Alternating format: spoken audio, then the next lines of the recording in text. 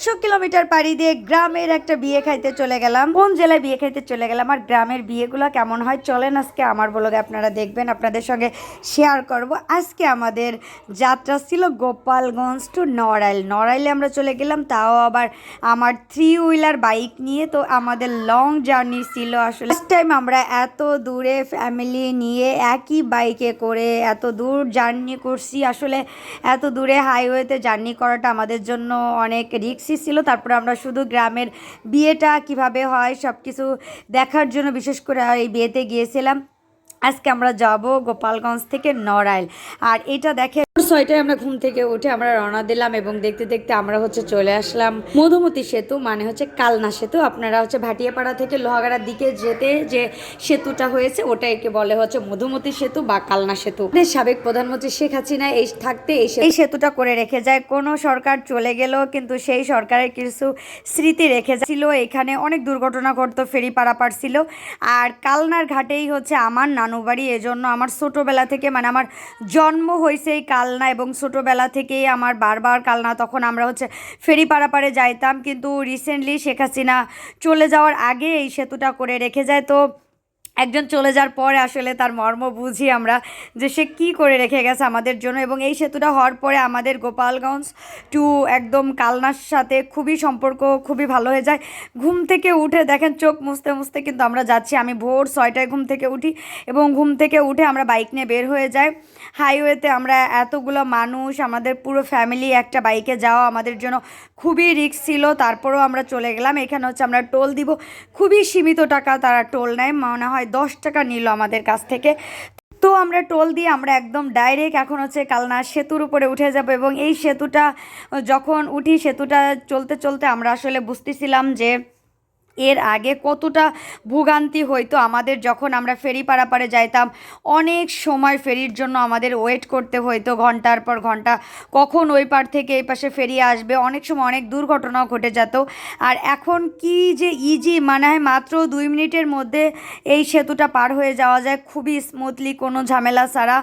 আগে আমাদের সেতু পারাপার হইতে হইতো বা নৌকা বা ট্রলারে যাইতে হইতো, তারপর ওইখান থেকে আবার কালনা ঘাটেই, তারপর লোহাগাড়া যাইতে হলে আবার ওইখান থেকে ভ্যানে বা অটোতে যাইতে হইতো। কত বাস এখানে অ্যাক্সিডেন্ট করছে।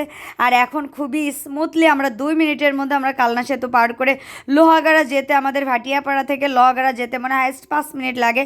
তো আসলে কত সুবিধা হয়েছে আমাদের এই কালনা সেতুটা হয়ে। দেখতে দেখতে আমরা একদম ব্রিজের উপর উঠে যাই এবং এত সুন্দর লাগতেছিল। আমি আপনাদের ভাইকে বলতেছিলাম গাড়িটা আস্তে আস্তে চালাও যাতে আমি সুন্দরভাবে উপভোগ করতে পারি। এবং পুরোনো দিনের স্মৃতির কথা মনে পড়ে গেল, কারণ দীর্ঘ অনেক বছর পরে আমি আমার নানুবাড়ির এরিয়াতে, মানে কালনা যায়। আমার নানুবাড়ির এরিয়াতে একদমই কালনার ঘাটে। এই তো আমরা নামতেছি ব্রিজ পার হয়ে, ব্রিজের উপর থেকে এই তো নামতে নামতেই সামনে আমার নানুবাড়ি চলে আসবে। আমি আপনাদের সঙ্গে দেখাবো। আর আপনাদের কার কার বাড়ি এই কালনা ঘাটের আশেপাশে বা লোহাগাড়া জেলা বা নড়াইল জেলা, অবশ্যই আপনারা আমাকে কমেন্ট করে জানাবেন। এবং যদি পারেন আপনাদের ভিডিওটাগুলো যদি ভালো লাগে অবশ্যই আপনারা একটু শেয়ার করে দেবেন। আর এই তো নামতে নামতেই, মানে একদম ব্রিজ থেকে আমরা নামতে নামতেই সামনে আমার নানুবাড়ি চলে আসছে। এবং যত কাছে যাচ্ছি নানুবাড়ির কাছে তত পুরোনো দিনের কথাগুলো মনে পড়ে যাচ্ছে। খুব ছোটোবেলায় খুবই সময় কাটাতাম এখানে, এখন তো সংসার হয়ে গেছে, এখন যাওয়াই হয় না। এই তো দেখতে দেখতে কিন্তু চলে আসলাম। এই তো এটা প্রাইমারি স্কুল, মানে এটা সব আমার নানা বাড়ি। এই যে আমার নানা বাড়ি, আমার নানার দেওয়া জায়গায় প্রাইমারি স্কুল, মসজিদ, এটা আমার নানা বাড়ি। এই তো ক্রস করে আমরা চলে যাচ্ছি লোহাগাড়ার দিকে। তো এখানে যাওয়ার সময় আমার এই যে স্বাগতম লোহাগাড়া পৌরসভায় ঢুকে গেলাম আমরা। তো এখন আমরা লোহাগাড়ার উদ্দেশ্যে চলে যাচ্ছি। যাওয়ার সময় আমি ফোন করলাম আমার মামাতো বোনকে যে তুই চল আমাদের সাথে বিয়ে বাড়ি। ও যাইতে রাজি হয়নি, তো কারণ ও প্রাইমারি স্কুলের টিচার, ও একটু ব্যস্ত ছিল। তো তারপর ও বললো যে আপু তুমি ব্যাক করার সময় এসো। আমিও তো ওটা করলাম, আমি ব্যাক করার সময় আসলে ওদের বাসায় যাবো, এই জন্য আর কি আমি এখানে ওয়েট করলাম না। আমরা লোহাগাড়া পার হয়ে যাচ্ছি, লোহাগাড়ার মধ্যে ঢুকে গেছি। লোহাগাড়া পার হয়ে নড়াইলে দেখেন নিলিবিলি পার্ক। আপনারা তো অনেকে জানেন, অনেকে হয়তো বা গিয়েছেন নড়াইলে নিলিবিলি পার্কে। তো এই তো নিলিবিলি পার্কে একটু আগে দেখলাম এখানে আরেকটা পার্ক। তো এইখানে ভালোই 2-3টা পার্কের স্পট হয়েছে, তো খুবই সুন্দর। মানে এখানে আমি নিলিবিলি পার্কে ছোটোবেলায় প্রচুর গেছি, কিন্তু এই যে নতুন পার্কটা হয়েছে এটা এখন আমার যাওয়া হয়নি। তো এখানে একটু গাড়িটা আমরা স্লো করে আর একটু ভিডিও নিলাম, যেহেতু এর ভিতরে যাওয়ার সুযোগ পাচ্ছি না। আর আমাদের বিয়েবাড়ি যাইতে লেট হয়ে যাচ্ছে, আমরা আবার সোজা চলে গেলাম আর এই তো অ্যারেন্দা বাজারে চলে আসছে। আমাদের বিয়েটা হচ্ছে অ্যারেন্দা বাজারে ছিল, মানে আমাদের বেসিক্যালি বাড়িটা ছিল হচ্ছে অ্যারেন্দা বাজারে, যে বাড়ি আমরা বিয়েতে অ্যাটেন্ড করব। অ্যারেন্দা বাজারের এরিয়াতে পড়ে, ওদের অ্যারেন্দা গ্রাম বলে ওটাকে, লোহাগাড়া নড়াইলে এটা। তো তারপরে তো আমরা অ্যারেন্দা বাজারে এখানে চলে এসে আমরা জিজ্ঞাসা করলাম বাড়ির লোকেশনটা, আসলে তো জানি না যে কোন দিকে, ফার্স্ট টাইম যাচ্ছি।